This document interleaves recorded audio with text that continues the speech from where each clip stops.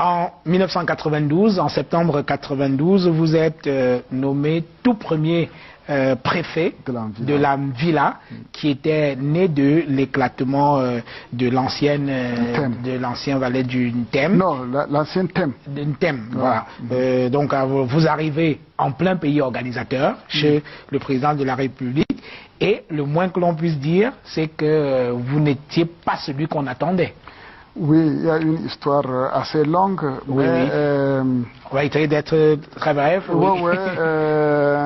Il y avait un gouverneur qui était nordiste, ils ne se sont pas beaucoup entendus. Bon, quand il est parti, on a nommé un préfet nordiste. Ils ne se sont pas beaucoup entendus. Et puis, il est parti. Et quand moi j'arrive, c'est encore un nordiste.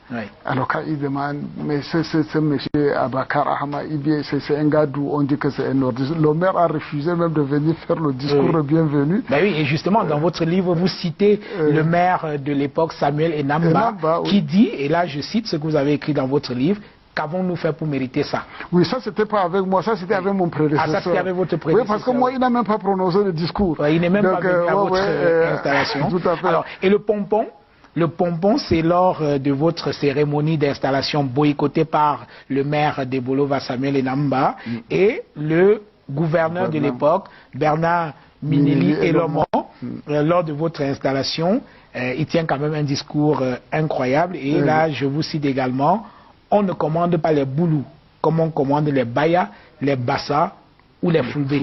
Alors, comment le public a réagi à ces mots qui sont quand même terribles? Et vous-même, comment vous avez réagi? Bon, moi, j'étais surpris parce que c'est un gouverneur que je connaissais très bien. Je l'avais déjà eu comme préfet voisin. Quand j'étais en Gaoundal, il était à Meganga. Et puis, il est devenu gouverneur de la Damawa, donc mon patron. Donc, quand je venais travailler avec lui, je croyais être dans des très beaux draps parce que c'était mon patron. Il me connaissait. Mais j'étais surpris par ce discours-là. Mais le public avait accueilli ça avec un enthousiasme incroyable. Les applaudissements en n'ont plus terminé. Et puis, à la fin, chaque fois que je posais un acte, on me rappelait qu'on ne commande pas les boulots comme on commande les bassas ou les bayas et les peuls, etc. Ça a été terrible parce que c'est le gouverneur qui leur a tendu la perche pour se rebeller contre moi. Tout ce que je posais, c'était pas digne des boulous. Ce n'est pas ça qu'on devrait faire au boulot. Alors, et là, nous sommes dans les années, nous sommes en 1992. Il y a les premières élections présidentielles après le retour au multipartisme, et il y a des actes de vandalisme dans la région du Sud, notamment à Ebolova, et vous racontez dans votre ouvrage que les actes de pillage étaient parfois soutenus par les élites. Non, mais c'était pas soutenu, c'était organisé parce que c'était organisé par les élites. Oui, en plein jour. Et ce maire avait un pick-up. À l'époque, il n'y avait pas de double cabine, c'était les monocabines. Il avait pris des gens, j'ai cité son nom. Il a pris des gens dans le pick-up et il venait les déposer devant les boutiques. Il disait, cassez-moi ça. Alors, c'était pour les halogènes, c'était les boutiques d'halogènes. Quand les casseurs se trompaient, il dit non, pas celle-ci, l'autre boutique, etc. Et c'est incroyable. Nous ne pouvions rien faire parce que il se trouve que moi j'étais préfet nordiste. On m'avait étiqueté comme UNDP. Mon commandant de compagnie était Bamoun, il était étiqueté comme UDC. Le commissaire de sécurité publique était Bamileke, c'était SDF. Même le commandant du GMI, qui n'était pas mon collaborateur, était un anglophone, il était SDF. Donc on nous avait étiquetés comme cela, et il était même interdit aux éléments de respecter les ordres de leur chef. Parce que nous étions un collège d'opposants. Et nous avons assisté impuissants à cette casse-là. À ce pillage-là. Et quand on volait les choses, on les déposait dans un talveg là qu'on appelle un kovos, derrière la tribune à l'époque. et avec la programmation de faire sortir ça la nuit. Donc je convoque une réunion avec mes collaborateurs opposants et j'échafaude un plan, c'était aussi du bluff. Je dis, bon voilà, je vais faire un communiqué pour dire que j'institue un couvre-feu de 18h à 6h du matin.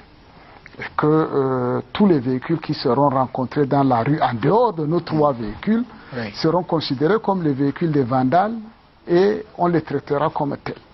Alors, j'ai fait faire ce communiqué-là en boulou, toumou, toutes les langues à la radio. Et les gens ont pris peur, les gens n'ont pas pu ramasser et évacuer les produits volés. Et le matin, nous nous sommes entendus avec le quartier militaire. Il nous a donné quelques éléments. On a donc fait un petit bouclage pour récupérer ce qu'on avait volé ou qu'on n'avait pas pu évacuer. Et évidemment, le matin, le gouverneur, comme le couvre-feu avait déjà pris fin... Vous aviez osé décider d'un couvre-feu et on vous a rétorqué que ce n'était pas possible dans la région du chef de l'État. Voilà, donc on me convoque le matin et j'arrive, je trouve le gouverneur avec ses collaborateurs et on ne me donne même pas, on me demande même pas de m'asseoir. On m'allume, hein, j'étais debout en tenue de commandement parce que j'avais une opération de rafle. C'était le commandant des légions, il commence, c'était des injures, hein, etc. En me rappelant que nous sommes dans la province du chef de l'État, on ne peut pas venir faire ce genre de choses. Le commandant qui était supposé être sous vos ordres? Non, sous les ordres du gouverneur. Oui. C'était son collaborateur. D'accord. Alors, après lui, c'est le chef de service provincial de la sûreté, et puis après c'est un autre, etc. Et j'ai dit, bon, ben si je ne bluffe pas ces gens, peut-être que je n'aurai pas la paix. Oui. Alors, j'ai demandé à quel titre ils s'adressaient à moi comme cela, parce qu'ils sont dans mon territoire, ils sont mes administrés, et puis ils osent me parler sur ce ton. Oui. Et je dis même le gouverneur qui est là, il n'est gouverneur que quand il a les 4 préfets du Sud ensemble. Il ne peut pas parler du département de l'Anvila comme gouverneur. Donc de quoi vous parlez? Alors ça a commencé à faire tilt dans leur tête. Et puis le commandant des légions me dit il faut que j'aille démonter mon dispositif de rafle. Oui. Bon, ben je lui ai dit que qui peut le plus peut le moins. C'est idiot, mais ça existe. Il a pris son Motorola, il a demandé au commandant de compagnie de dégager les forces. Et moi, j'ai claqué la porte sur eux, je suis parti.